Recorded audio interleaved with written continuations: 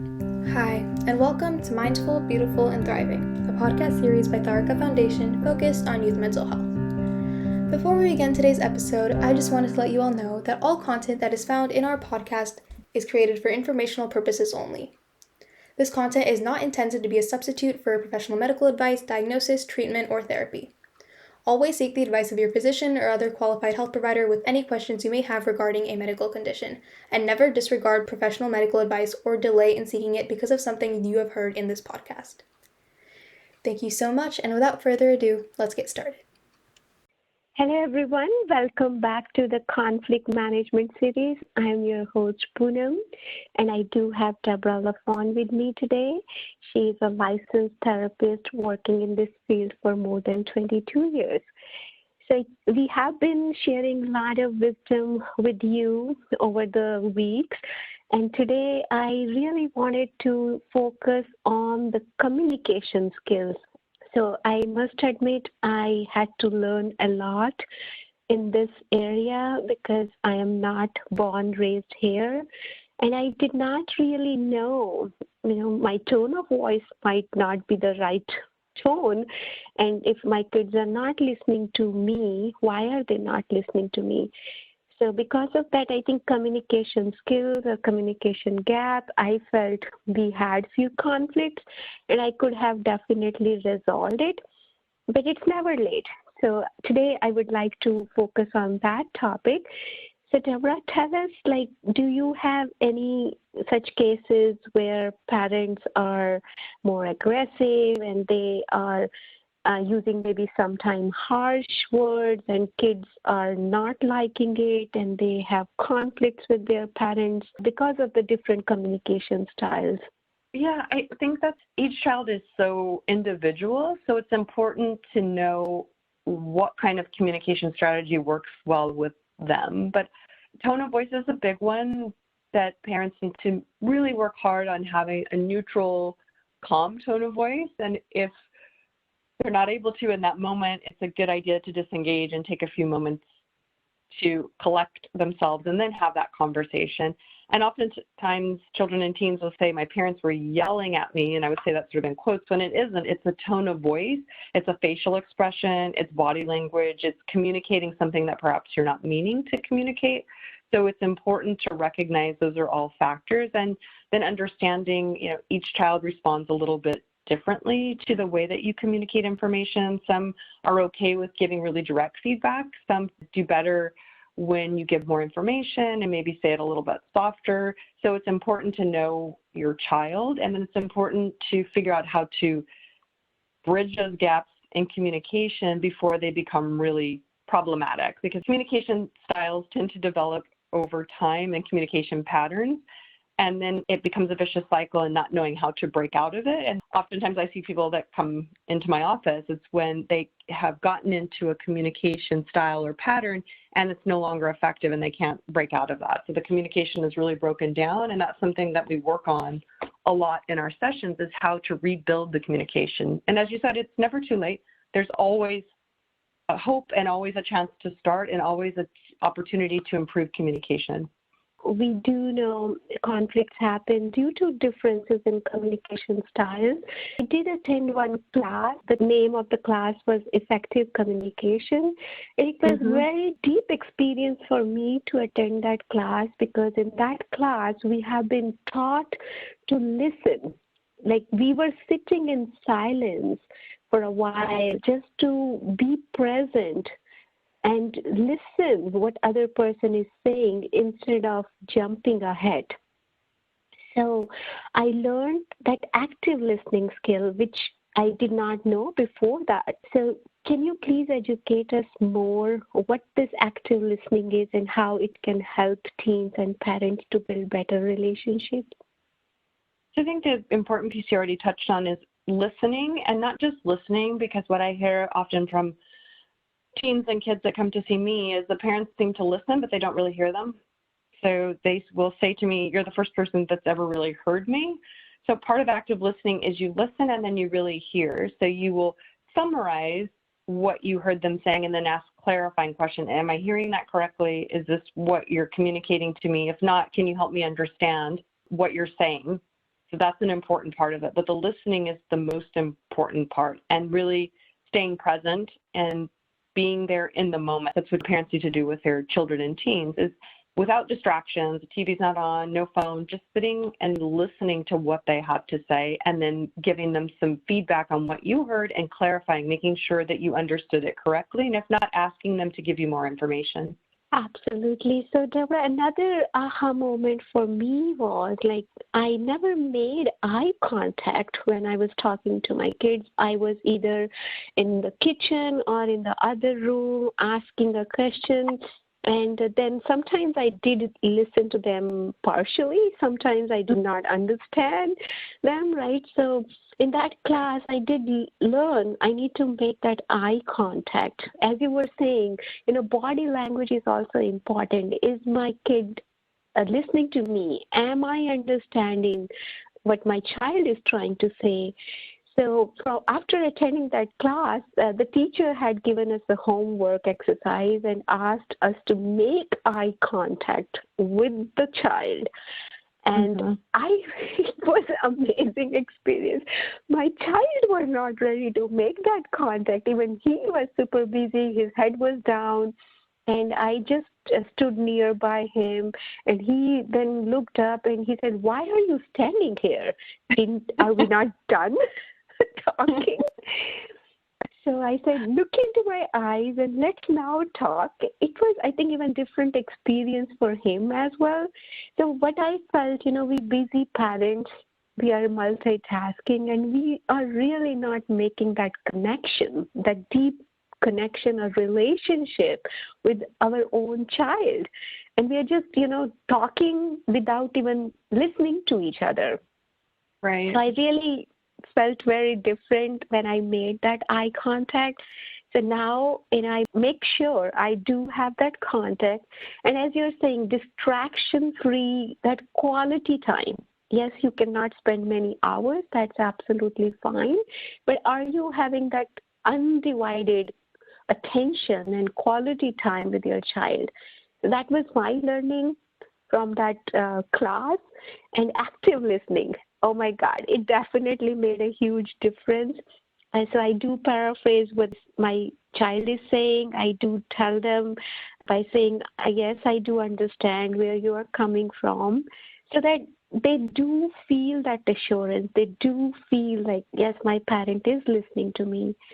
So my advice to all the parents is do build that relationship. I mean, I'm not saying I'm perfect. I learned it hard way.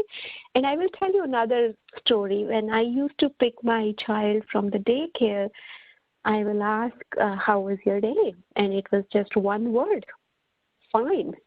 And I had really hard time asking more information.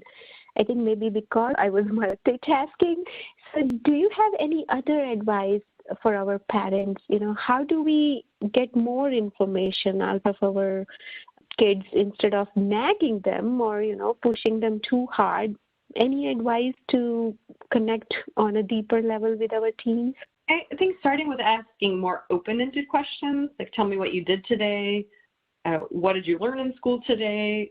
Then also as parents sharing, hey, this is what happened in my day. And it can be anything, and not putting sort of pressure expectation that they have to talk about something of incredible significance. It can just be small talk to start with. That's usually where I encourage parents and teens to start. And then you already have that skill set to build on when more emotionally charged or difficult issues come up. You already have that. So you can bring those up without it not having sort of those tools to draw on.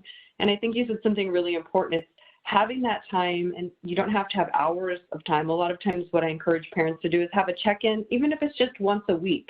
And parents will have their list of things perhaps that they want to talk about, and then I encourage the teen or the child to, if there are things that they want to talk about.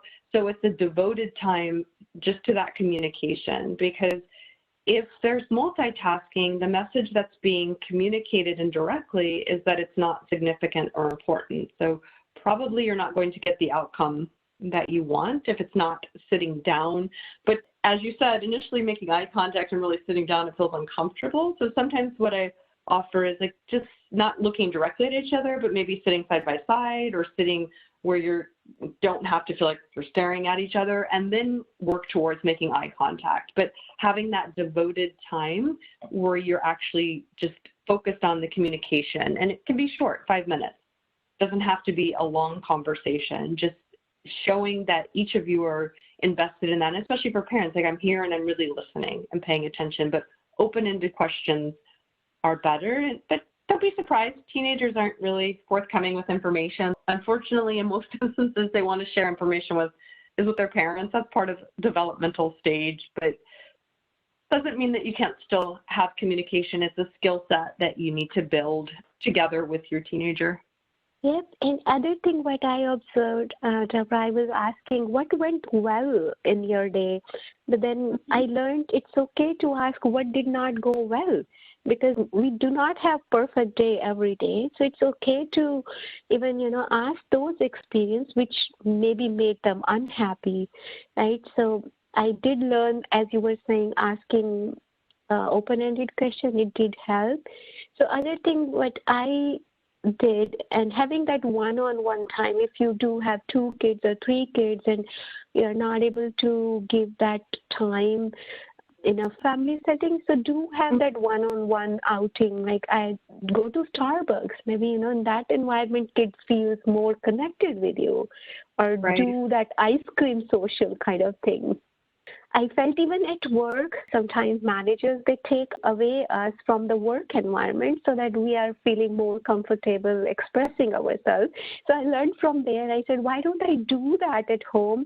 And it really helped, making that coffee time together. Or now I do cook with my daughter. We have really good time cooking and talking and making that laugh and connection.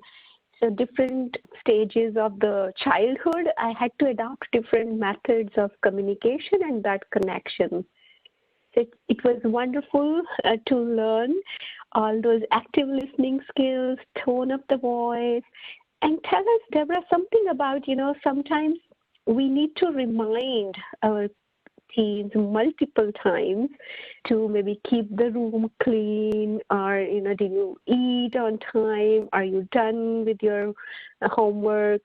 Any advice on that front? Like, I do not want to sound like I'm nagging my child, but I want to make sure the child is doing the right things. So any advice for such things? That's kind of where what I've done with teenagers in particular is the weekly check-in. So parents can check in, and this is if your child's already responsible and they're staying on top of their tasks. So then it doesn't come across as nagging on a daily basis, because that's what I hear from teens. Mom or dad, they're constantly nagging me, asking me the same thing. I'm taking care of it. They need to trust me. I'm being responsible. So having a weekly check-in, the things that maybe questions that you have, did you finish your homework? Is there anything that you need to follow up on? Are you making sure that, you're taking care of your household responsibilities? I think that that's a good strategy that I found that works typically for teens and for parents.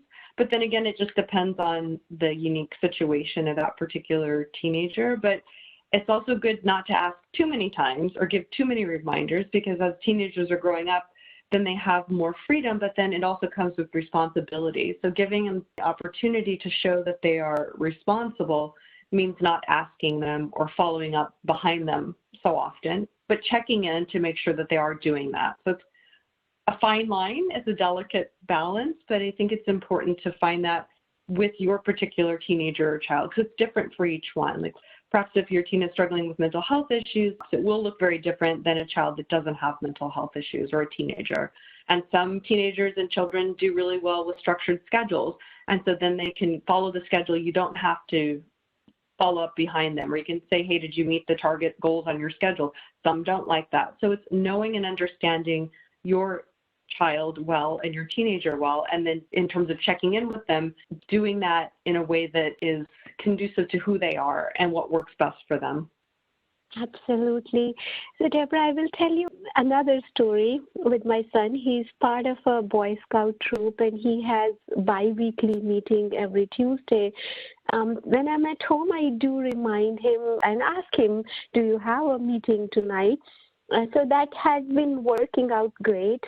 So one time I was not at home and he forgot to attend the meeting, and later he felt very bad. So I told him, just don't depend on me. Why don't you put a calendar reminder in your calendar? Use the technology. So I think it was good. He did miss one time. He realized to take that ownership and then have that responsibility. So sometimes I felt like it's a good idea not to make them dependent on me, right? So they need to develop that sense of responsibility. But I need to showcase them or maybe give them ideas. Even so, that's what I do now. I do put calendar invite if it is a doctor appointment. So I had been doing that when they were young, but now they are teens. They have developed that good habit, so they do put things on their own calendar.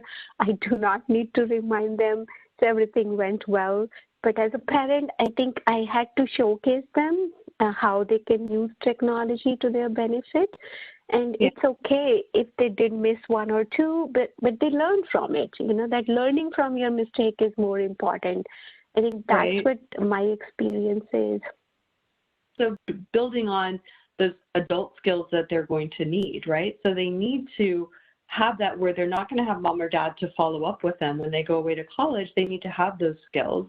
And so he missed a meeting. It's not like he missed a huge test in school. Not that Boy Scouts isn't important, but that was a good lesson for him to learn. Like, I need to be on top of my calendar. I missed a meeting. I don't want to miss a meeting, so I need to be on top of my schedule. Yes. So I think that's what our learning was. You know, it's okay. I had been reminding him for so long, but it is now the time to give him that responsibility. And you said, you know, and now he's part of high school and he needs to soon think about going to college and becoming independent. So it's very important for us parents to teach those skills before our kids are heading out to college. So wonderful conversation with you today, Deborah. Really learned a lot about the communication skills. Active listening is important. You know, do not nag your kids, rather build that relationship and showcase them how to own the activity or, you know, any responsibility you want them to own by leading by example. So we will definitely connect again next week. We will summarize all our learning, what we have been learning for so far. So if you have any questions, do let us know. We are here to help you, listen to you. Thank you so much for joining us, Deborah. You're welcome. Thank you for listening to Mindful, Beautiful and Thriving, a podcast series by Tarika Foundation focused on youth mental health. If you like our podcast, please subscribe and share it with your friends. Stay safe and healthy. Till next time.